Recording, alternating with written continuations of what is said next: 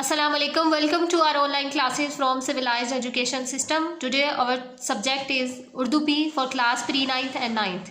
आज का हमारा अनवान है शेरी इस्लाहात. शेरी इस्लाहात में कौन कौन सी चीज़ें आती हैं? मिसरा, शेर, बंद, मतला, मक्ता, काफिया और रदीफ. फर्स्ट में हमारे पास मिसरा की डेफिनेशन है. शेर की एक सतह मिसरा कहलाती है. एक शेर जो होता है वो आपको पता है कि दो मिसरों पर मुश्तमिल होता है.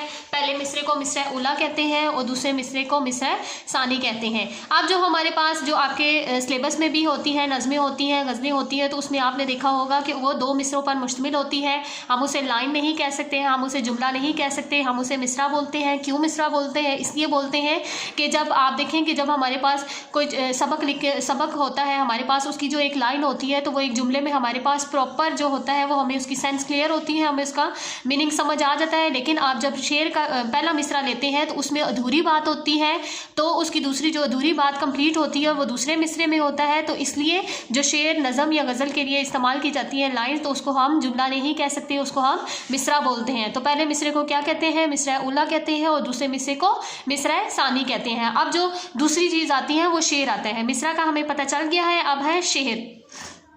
कलाम जो मुकर्रा औज़ान और बहरों में लिखा जाता है, जबकि नसर में वज़न और बहर नहीं होती. शेर शायरी का लाजमी जुज़ है. नसर यहाँ पर क्या है? जो हम सबक आप पढ़ते हैं और उसमें जो हम सबक में तरतीब आए, जैसे कि आप ये पूरा एक पैराग्राफ लिखा गया है तो इसको हम नसर पढ़ेंगे. इसको हम ये नहीं कहेंगे कि ये एक शेर है या ये एक शेर. कलाम जो मुकर्रा औज़ान और बहरों में लिखा जाता है, यानी उसके लिए एक मुकर्रा वज़न होता है और उसको एक तरतीब से लिखा जाता है. ऐसा नहीं होता कि जैसा कि आपके सिलेबस में हामद है, नात है और इसी तरह बरसात की बहारें हैं और एक और नज़म है आपकी पेवस्ता रहे शजर से उम्मीद बहार. तो आप उसमें देखें कि वो जैसे कि हामद है तो हामद में अल्लाह ताला की तारीफ़ बयान की जा रही है, तो वो स्टार्ट से लेकर शुरू से लेकर आखिर तक उसमें अल्लाह ताला की तारीफ़ बयान की जा रही होती है. फिर इसी तरह नात होगी तो नात में रसूलुल्लाह सल्लल्लाहु अलैहि वसल्लम की तारीफ़ बयान की जा रही है. इसी तरह बरसात की बहारें हैं आपकी, तो उसमें बरसात के मौसम के बारे में एक्सप्लेन किया जा रहा है. तो फिर क्या है कि शेर की शायरी में जो शेर है वो अहम किरदार अदा करता है. अब नेक्स्ट हमारे पास आता है बंद. दो अशार का मजमुआ एक बंद होता है. बंद में तमाम मफहूम व मायनी, मकसद और बयान पूरा हो जाता है.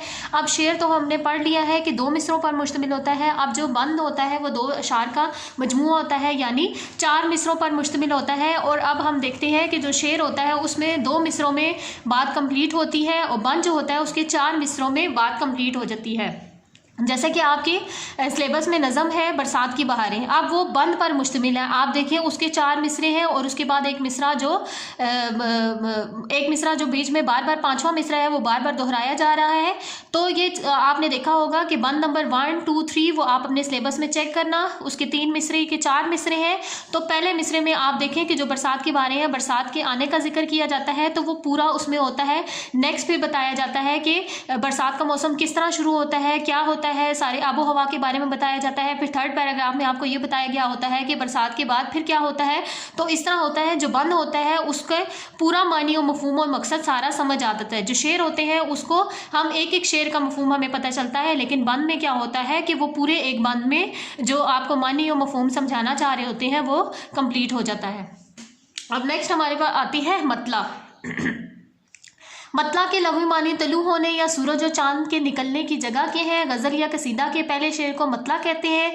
मतला में दोनों मिसरे हम काफिया और हम रदीफ होते हैं. अब आपको पता है कि ज़ू मानी अल्फाज होते हैं, जिनके कुछ अल्फाज ऐसे होते हैं जिनके दो मायने होते हैं. अब इसका मतला के लफ्ज़ी मानी क्या है? तलू होने और सूरज चांद के निकलने की जगह के हैं. और दूसरा गज़ल और कसीदा में इसकी क्या मीनिंग है कि गज़ल या कसीदा के पहले शेर को मतला कहते हैं. कसीदा क्या होता है? गज़ल तो आपने पढ़ी हुई है. कसीदा क्या होता है? जिसमें किसी शख्स की तारीफ बयान की जा रही है उसको कसीदा बोलते हैं. तो वो भी इसी तरह नज़म टाइप ही होती है, उसमें भी अशार बयान किए जाते हैं. तो उनके जो पहले मिसरे होते हैं, पहला शेर होता है जिसमें दोनों मिसरे हम काफिया और हम रदीफ होते हैं. हम काफिया क्या होता है और हम रदीफ क्या होते हैं, ये इंशाल्लाह मैं आगे शेरी इस्लाहात में ही आपको बताऊंगी. शेर नंबर 1, जैसे कि आप अब इसमें एग्जाम्पल भी ऐड करनी होती है. आपने एग्जाम्पल ऐड करनी है. मीर दरिया है सुने शेर ज़बानी इसकी, अल्लाह अल्लाह रे तबीयत की रवानी इसकी. یہ میر کی غزل کا پہلا مطلع ہے. اس میں دیکھیں زبانی اور روانی دونوں ہم قافیہ ہیں. ہم قافیہ کیا ہوتے ہیں؟ جو ہم آواز ہوتے ہیں شعر میں. اب زبانی روانی اس میں کیا ہے؟ ہم قافیہ ہے. اس کی جو شعر کے آخر میں آ رہے ہیں وہ ردیف ہوتے ہیں. اب اس میں زبانی روانی دونوں ہم قافیہ ہے اور اس کی دونوں شعروں میں ردیف استعمال ہو رہا ہے. آئی ہوپ سو آپ کو یہ تینوں ڈیفینیشن اچھے سے سمجھ آ گئی ہوں گی. آپ نے اس ویڈیو کو بار بار دیکھنا ہے اور یہیں سے اپنی نوٹ بک پہ لکھنا ہے. ٹل دین اللہ حافظ.